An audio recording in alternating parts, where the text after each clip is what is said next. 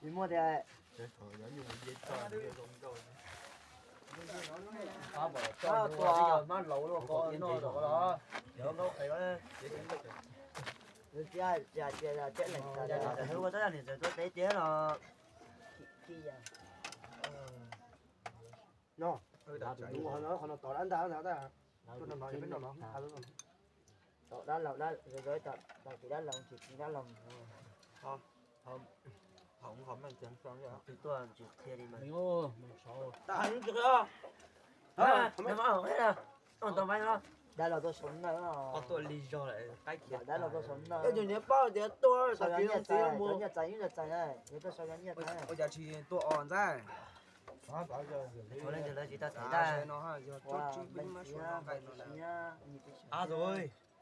xong Cụ không mang chừng một con son nữa. tôi sống nó Chỉ hai ớt chả với con son này tôi thiệt cho hả. Cái chuyện Đó. mộng. Có lo ta. Lo nha, lo lên tay bây giờ Phải bây giờ lo thì sao Lên bé.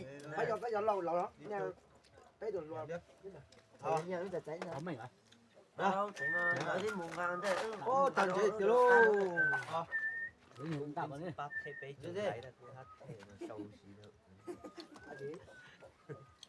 Cũng on lên giấy chơi ok. Giờ chơi rồi. nó là chỉ mất chỗ là cha là mà cho nó mà còn mấy bạn nó máy lúc qua mà xa đi để lúc mà chơi thì trâu mất sâu gì quá trời Hầu nó những số đó. Chế kéo khỏi chú. chế có chứ mà ta say nữa nó ốp lâu sâu lúc gì coi thử đi lu cái nó sẽ mua thì nó nói mua lo hộp cô. Ở mấy muốn trong cái đâu chứ? bây giờ tổng hại nó mỗi giờ cưới giao nó mỗi giờ cưới giao nó mà xuân là nó chỉ là ít giờ cưới giao thì tàu trấu xịt tàu cái còn trong mà nó tỏ cái thằng chung cái này 저기야, 하루 근데 구워가면 구워도 주워내가 저기다 제나 Quá đi. 구워 do đại tiền lại ăn à em tao Tao máy nhớ đã. nó nên mà nó với đại tiền Nó vừa tới nó vậy. 구워 bao dây này này do Muốn tao bao nha. nói thông xe đã cầu đi kìa bê Ăn đổ đồ của bao em. Mà câu chưa? mua ha Lấy trâu chưa tí chuyện lấy cho chuyện đây à.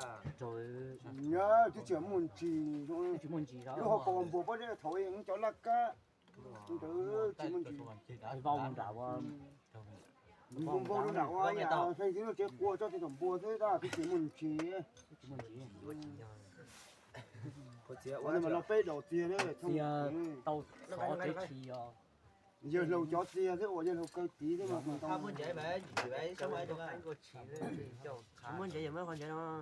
Không muốn dễ mình. tha thì nó tranh lo mà giờ khó tồn tại mà lấy thông tiền nhưng thấy chỉ có liền thì ô hỏi được con này nó chỉ cao lên nó tiền nhập họ Có tốt nào gì đâu là. chỉ cho cá chỉ cho cá cho này thì nó cũng cơn gió liền nó rồi chỉ cho cá cho chứ họ Cái chuyện đó cái lăng thì hay tao này. thì chỉ hai này cho nó chỉ hai thế